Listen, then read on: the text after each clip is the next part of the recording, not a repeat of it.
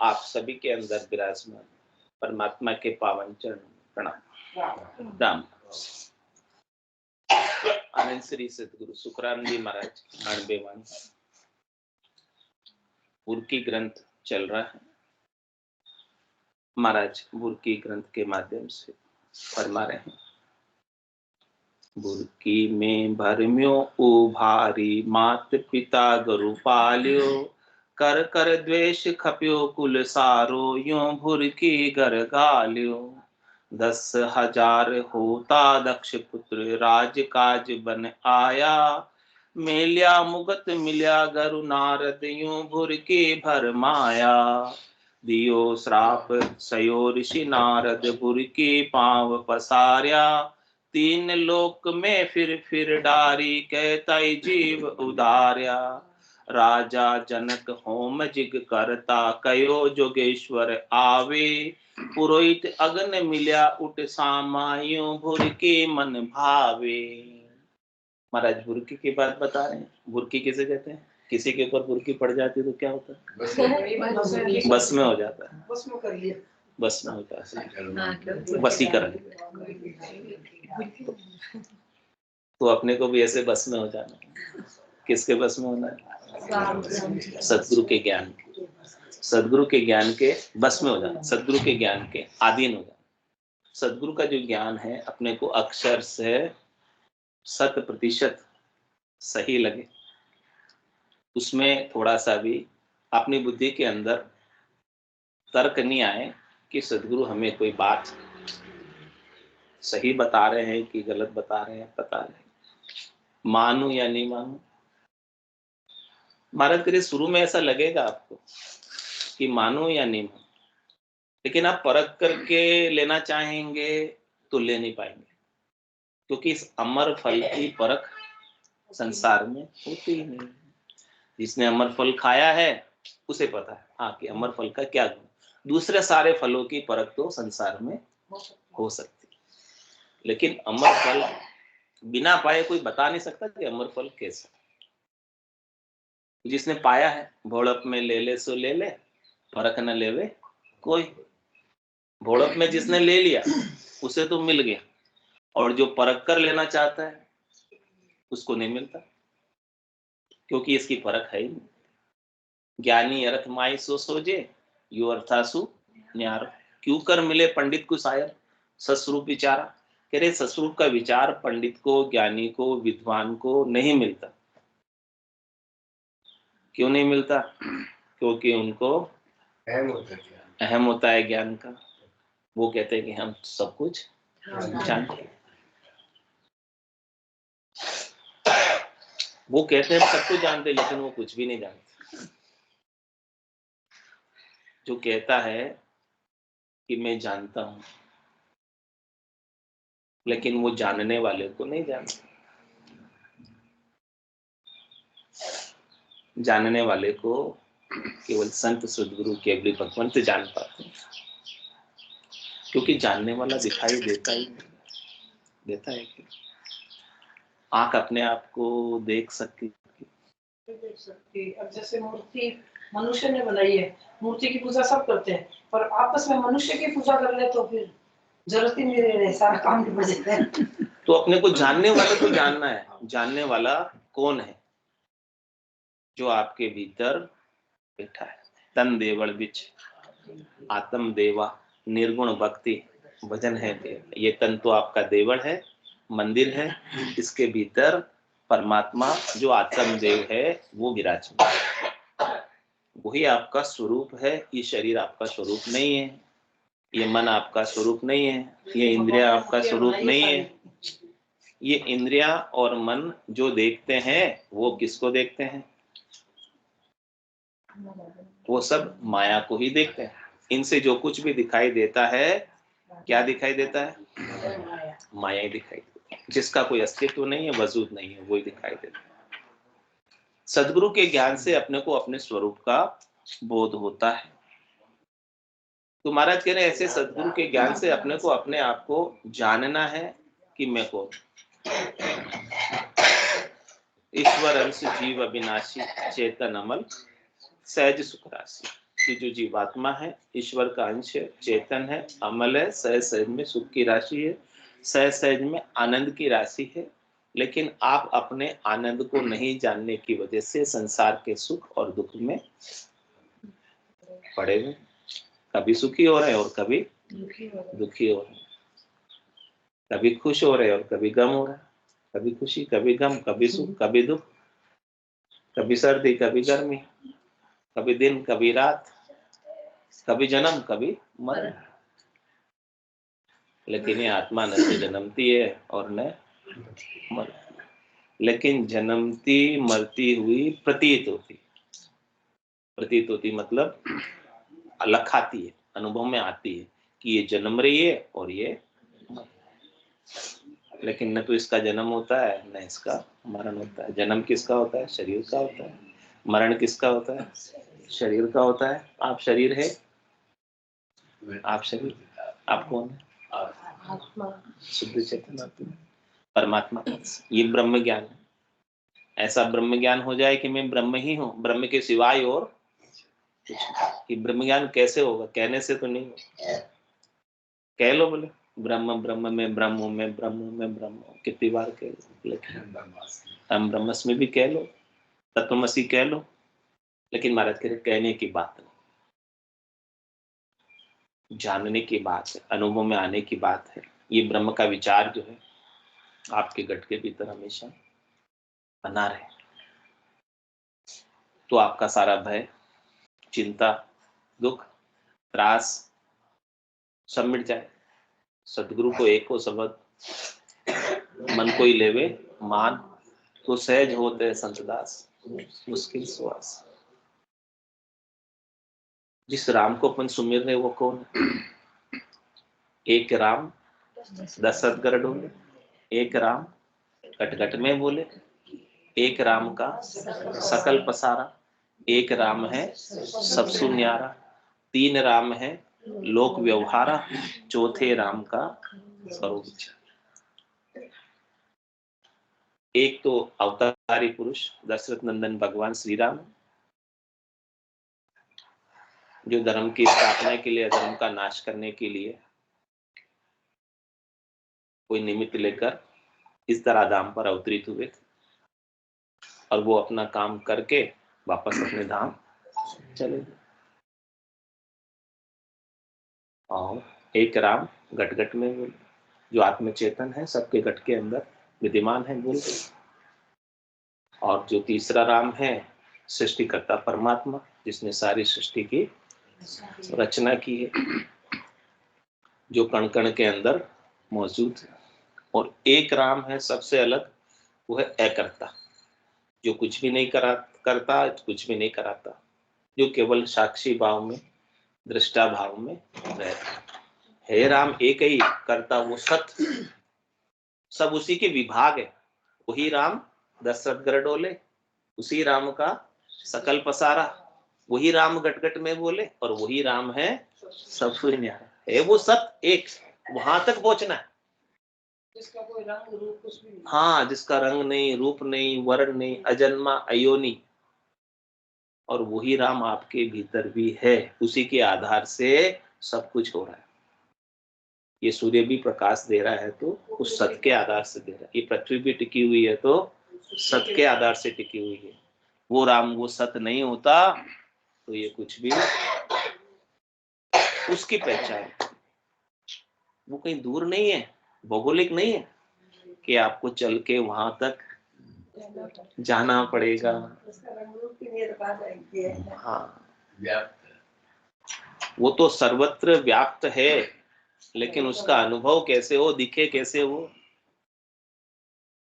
इन आंखों से तो दिखने वाला, इन आंखों से जो कुछ भी दिखता है वो सब माया ही नजर आता।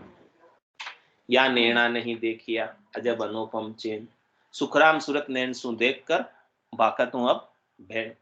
तेरे सूरत चक्षु से दिखता है, ज्ञान चक्षु से दिखता है। सदगुरु ने जिस दृष्टि से ऐसे राम को देखा है, उसी दृष्टि से अपने को भी ऐसे राम को देखना, जानना। और जब ऐसे राम को जान लेंगे, या कर्ता राम को, साक्षी राम को, दृष्टा राम को, जो कुछ भी करता नहीं, कराता नहीं, अपने को भी वो है कर्ता पद, आनंद का पद, केवल का पद, निर्भय पद प्राप्त हो जाएगा। उसके प्राप्त होने में समय भी लगने वाला नहीं, क्योंकि वो तो समय से भी पार है, समयातीत है, कालातीत है, अक्षरातीत है, वर्णन करने में नहीं आता। राम कागदा ऊपर मंडे ने, मुखर जीभ पर आवे नहीं, रूप देख देखण के माई, दृष्ट मुष्ट में आवे नाई। ऐसा अद्भुत विलक्षण ब्रह्म का ज्ञान है। तो महाराज करे 10,000 होता दक्ष पुत्र, राम काज बना, राज काज बनाया। 10,000 पुत्र थे दक्ष के, वो राजकाज सीखने के लिए वन में आए थे गुरु के पास, जो राजकाज की शिक्षा देते थे। लेकिन उन्हें नारद जी मिल गए, ब्रह्मज्ञानी नारद जी मिल गए। तो मिल्या मुगत मिल्या गुरु नारद, यह बुरकी भरमाया। अब उन्होंने क्या किया, राजकाज में तो लगे नहीं, हो राजकाज की विद्या तो सीखी नहीं, और वो तो ब्रह्म ज्ञान नारद जी से उन्हें प्राप्त हो गया, और नारद जी ने उन्हें बुरकी डाल दी। तो राजकाज के लिए तो उनको बिगाड़ दिया, संसार के लिए तो उनको बिगाड़ दिया, लेकिन उनको अपने कल्याण के लिए, आत्म कल्याण के लिए उनको सही कर दिया। राजकाज के लिए बिगड़ गए, क्योंकि अब वो राजकाज करने वाले नहीं। उन्हें पता हो गया कि ये राज भी स्थिर नहीं है, राज के सुख भी स्थिर नहीं है, ये भी सब चले जाने वाले। हमें तो वो सुख चाहिए, हमें तो वो आनंद चाहिए जो कभी जाए नहीं। जो सुख चाहे तू सदा, चरण राम की ले, के नानक मेरे मना, ये दुर्लभ मानुष। सुख का सागर राम है, दुख का भंजन हार, राम चरण तजिए ने बचे बार। मुझे तो वो सुख चाहिए जो कभी टूटे। हाँ, शरीर का सुख होगा तो शरीर के सुख के साथ थोड़ा दुख तो आएगा ही। मन का सुख होगा तो मन के सुख के साथ थोड़ा दुख तो आएगा ही, क्योंकि ये तो सब जोड़े से बने हुए। सुख जहाँ दुख, दिवस जहाँ रजनी, जहाँ जन्म जहाँ मरना। ज्ञान विचार गुरा का देखो, काल फांस क्यों पड़ना। सदगुरु के ज्ञान पर विचार करो और अपने सत्य स्वरूप, आनंद स्वरूप को जानो, जिसका आनंद कभी कम पड़ता ही नहीं, जिसका आनंद कभी खुटता ही नहीं, जिसका आनंद कभी समाप्त होता ही नहीं। अक्षय आनंद, अनंत आनंद, अपार आनंद, अगाध आनंद। उस आनंद का हमें बोध करना है, और इस मनुष्य देह से ही वो ज्ञान प्राप्त हो सकता है, इस मनुष्य बुद्धि से ही वो प्राप्त हो सकता है। क्योंकि परमात्मा ने सब जीवों से मनुष्य के अंदर बुद्धि थोड़ी अधिक दी, कि वो सोच सकता है, समझ सकता है, अपने स्वरूप को जान सकता है। यदि ये बुद्धि नहीं हो तो कैसे सोचेगा, कैसे समझेगा, कैसे जानेगा, कैसे चिंतन करेगा, कैसे मनन करेगा, कैसे श्रवण करेगा, कैसे अपने चित्त को एकाग्र करेगा। ये सब चीजें जो है, उन सबको वो इन इंद्रियों के माध्यम से, इस विनाशी इंद्रियों के माध्यम से अविनाशी का बोध करना, अविनाशी को जानना है। क्योंकि ये विनाशी इंद्रियां रहने वाली नहीं है, ये विनाशी इंद्रियां तो विनाश को प्राप्त होने वाली है। ये विनाश को प्राप्त होवे, इनकी शक्ति कम पड़े, इनकी ताकत कम पड़े, उससे पहले अपने को, अपने स्वरूप को जानना, जो कभी कम पड़ने वाला नहीं।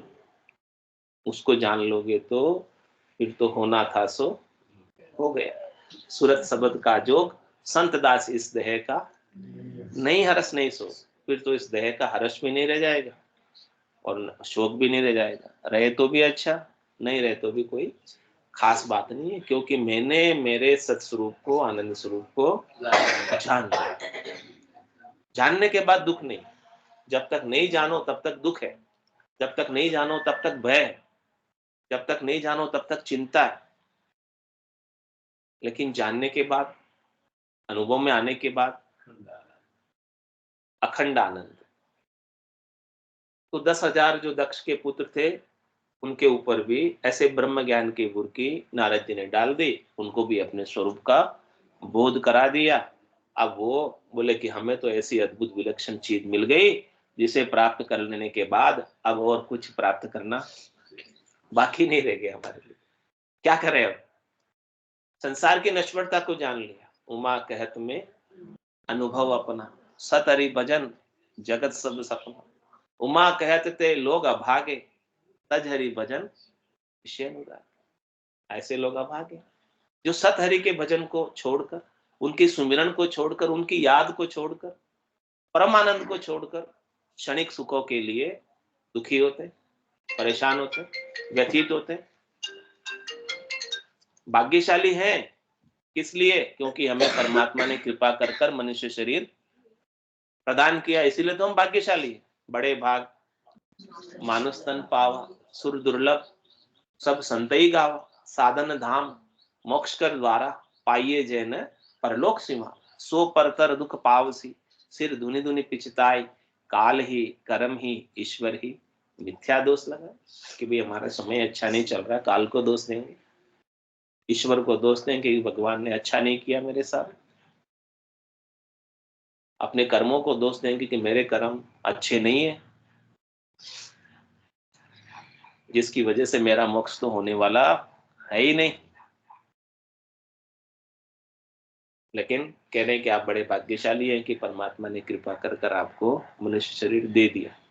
उससे भी अधिक भाग्यशाली हैं कि आपके चरण सत्संग की तरफ चलकर आ गए, सदगुरु का ज्ञान प्राप्त हो गया, इसलिए आप और अधिक भाग्यशाली हो गए। सब मनुष्य भाग्यशाली, लेकिन जिनका सौभाग्य सबसे अधिक किनका? जिन्होंने सदगुरु के ज्ञान को, ऐसे ब्रह्म ज्ञान को, तत्व ज्ञान को, केवल्य के ज्ञान को समझा, जाना है और अपने स्वरूप का बोध करके हमेशा हमेशा के लिए मुक्त हो गए। एक बार ये जान लेने के बाद सारी वासनाएं, इच्छाएं, चाहनाएं, आशाएं, तृष्णाएं, मनोरथ, मनोकामना, संकल्प, विकल्प सब समाप्त, मिट जाते हैं। और ये बार बार जन्म क्यों पाता है? अंत काल में होती वासना, जहां मैं वासा पाया, कै सुखराम वासना ऊपर कर सवारिया है।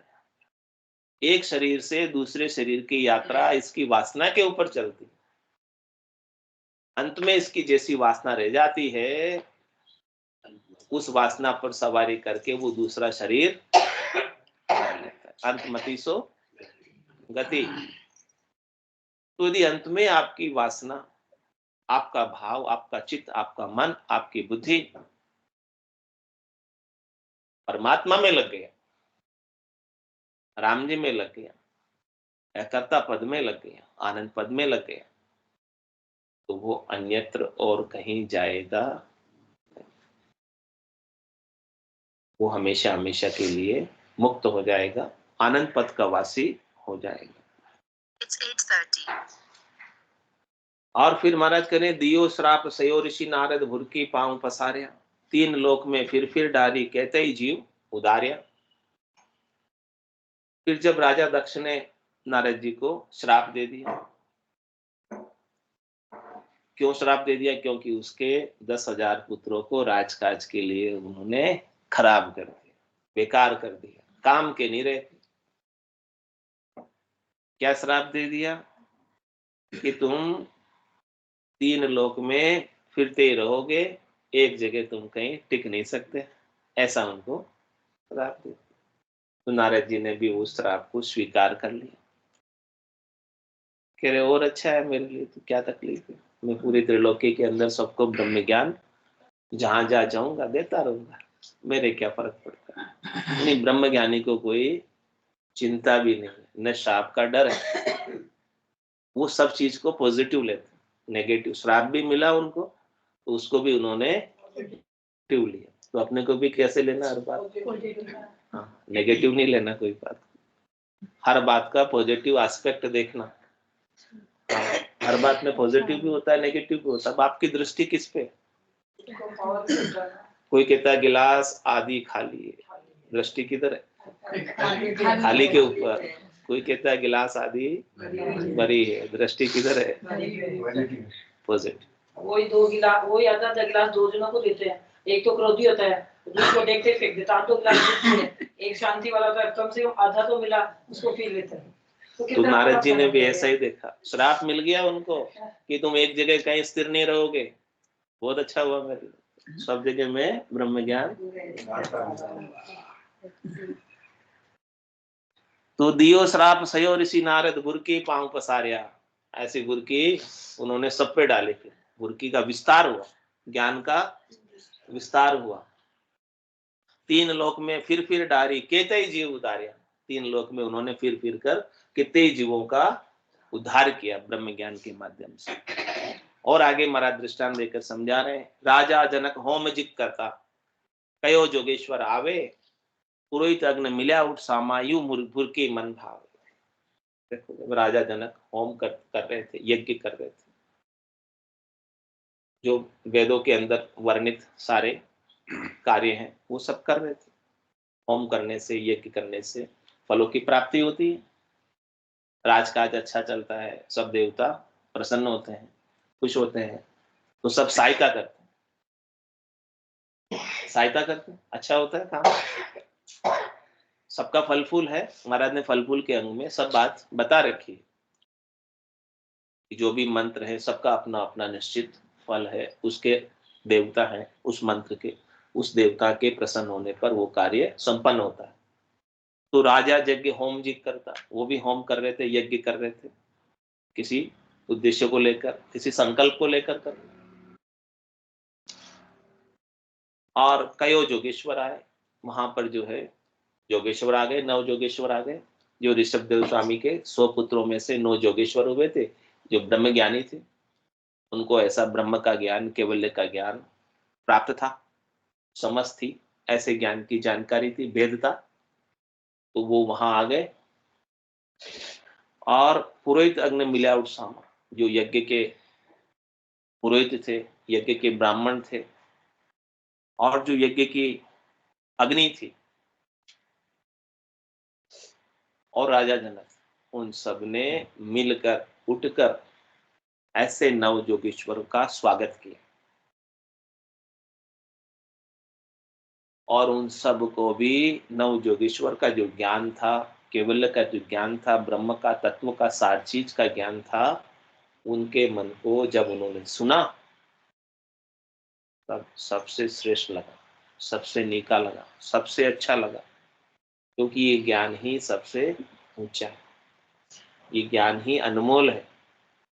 इसका कोई मोल तोल करना चाहे तो हो नहीं सकता। तत्व का ज्ञान जब हो जाए तब संसार के जितने भी सुख प्राप्ति के उपाय हैं वो सब गौण हो, उन सबको फिर करने की आवश्यकता नहीं रही। फिर करते भी हैं तो केवल कर्तव्य कर्म का निर्वाह करने के लिए। उनके अंदर सुख बुद्धि नहीं होती, स्वार्थ बुद्धि नहीं होती कि मेरे को ये चाहिए ही चाहिए, ऐसा नहीं। हो गया तो ठीक, नहीं हुआ तो कोई खास बात नहीं है। मुझे जो खास चीज मिलनी थी वो प्राप्त हो गई। इस प्रकार से संसार के अंदर हमारी बुद्धि का जो महत्व है संसार का, वो मिट जाना चाहिए। ऐसे ब्रह्म ज्ञान को, केवल्य ज्ञान को, तत्व ज्ञान को प्राप्त करके तू राजा जनक होम जीत करता, कयो जोगेश्वर आए, पुरोहित अग्नि मिला उत्सामा। चल कर गए उनके पास, ऐसे ब्रह्म ज्ञान का श्रवण करने, समझने, जानने, यू बुरकी मन भावे। और उन्होंने भी ऐसे ब्रह्म ज्ञान की 9 जोगेश्वरों ने बुरकी डाल दी राजा जनक के ऊपर। तो राजा जनक उस ब्रह्म ज्ञान को प्राप्त करके विदेयी हो। जब तक अपने आप को अपन देही मानते हैं तब तक देहाध्यास बना लेते हैं कि मैं शरीर हूं और शरीर से संबद्ध संसार मेरा है और मुझे इनसे सुख लेना है, ये देहाध्यास। तो सभी लोग ब्रह्म ज्ञान के अभाव में देहाध्यास में ही पूरे जीवन को बिताते थे। महाराज कह रहे मैं मेरी में अवध गमाई जन्म बदी तो बाता सिमरन सौदा कदे न कीना। यो हीरे के समान हमें मिले ही नहीं, इसे अपन ठगा जाते हैं, मसा जाते हैं। क्यों? क्योंकि हमें ऐसा ब्रह्म ज्ञान नहीं मिला। मैं मेरी में अवध गमाई के शरीर में हूं यही मानते रहे, और शरीर से संबद्ध संसार मेरा है यही मानते रहे, और इन्हीं से मुझे सुख का आदान प्रदान करना है यही मानते रहे, इन्हीं से मुझे सुख लेना है और इन्हें ही मुझे सुख देना है। इसी के उपायों में पूरी जिंदगी बीत गई। अपने स्वरूप का बोध, स्वरूप का सुमरण, अपने अंदर जो राम है उसका पता ही नहीं। राम का नाम क्यों लेते हैं? कि अपने अंदर के राम को जगाने के लिए, जागृत करने के लिए, चेतन करने के लिए। ये तो इशारा है मुख सिमरन। मुख सिमरन नहीं पहुंचता है, मुख सिमरन पहुंचे नहीं, श्वासा सके न जाए, वह बारी सुखराम के कौन खोले। वो अंदर का राम जाग जाए, चेतन हो जाए, वो पहुंचता है परम पद में, आनंद पद में। वो सदगुरु की कृपा से। संतो कैया पत्नी आवे, वो संतो कैया पत्नी आवे, कृपा करे दया गुरुदेव जी जब शिष्य का ब्रह्म जाए। ये बोल संतो कैया ये वाला आज जैसा जो याद लास्ट में हो गया लास्ट, अब पता ही नहीं चला समय। वो उसके आगे मोबाइल कर्म वाला था वही है। मोबाइल हाँ ले लो, कोई भी ले लो। वही रास्ता वाला है।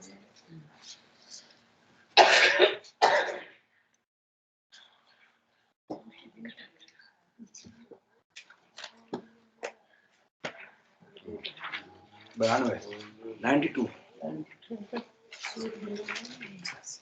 मोबल कर मन जावे हो प्रभु जी, मोबल कर मन जावे, आगे किया के कृपा अब ही मोए आवे, रामा अब ही मोए आवे, मोबल कर मन जावे हो प्रभु जी, मोबल कर मन जावे, रग रग रूम रूम का खूनी, पग पग दावा मेरे,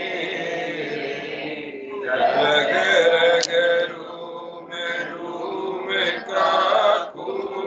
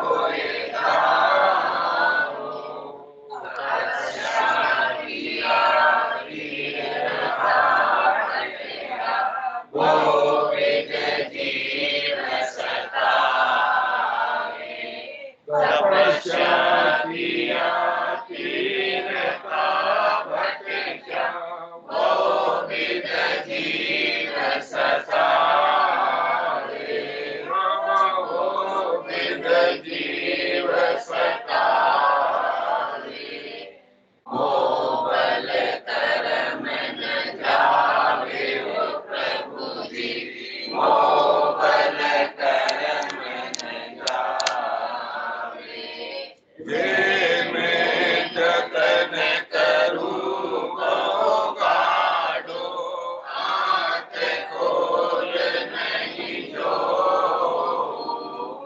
जे मैं जतन करूं वो गाढ़ो, आँख खोल नहीं जो। छिपा कर्म हमारा, संचित गुण देखो। दीन का छिपा कर्म हमारा, संचित गुण देखो। राम संचित गुण देखो।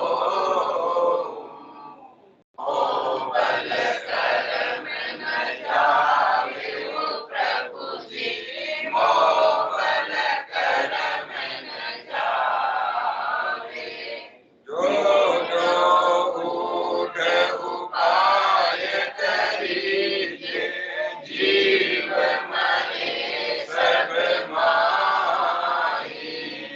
जो जो ऊठ उपाय करीजे, जीव मरे सब माही।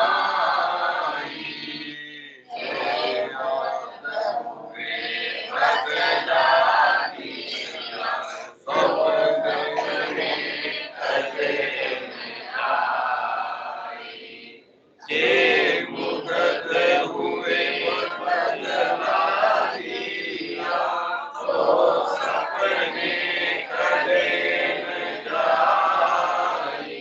हम सपने कदे न जाई।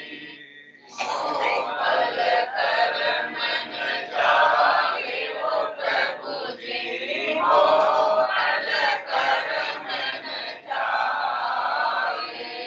जय सुख राम शरण हर तेरी, ऐसी मोय बताई। जय सुख राम शरण हर तेरी, ऐसी मोय बताई। भजन कया सो कर्म कटेला, कटे पलक के माही। भजन कया सो कर्म कटेला, कटे पलक के माही। राम कटे पलक के माही। ओ बल कर्म न जावे ओ प्रभु जी, मोह बल कर्म न जावे। आगे किया कि कृपारा, अब ही होए आवे। राम अब ही होए आवे। मोह बल कर्म न जावे ओ प्रभु जी, मोह बल कर्म न जावे। बोलो राम सतगुरु देव जी महाराज ने धन्य हो परम दयाल सतगुरु सुखराम जी महाराज ने धन्य हो अनंत श्री सतगुरु सुखराम जी महाराज के ज्ञान सतगुरु भगवान ने धन्य हो केवली भगवंता ने धन्य हो जीवा कारण जाल ने धन्य हो मोक्ष के मालिका ने धन्य हो अनंत कोटि संतान ने धन्य हो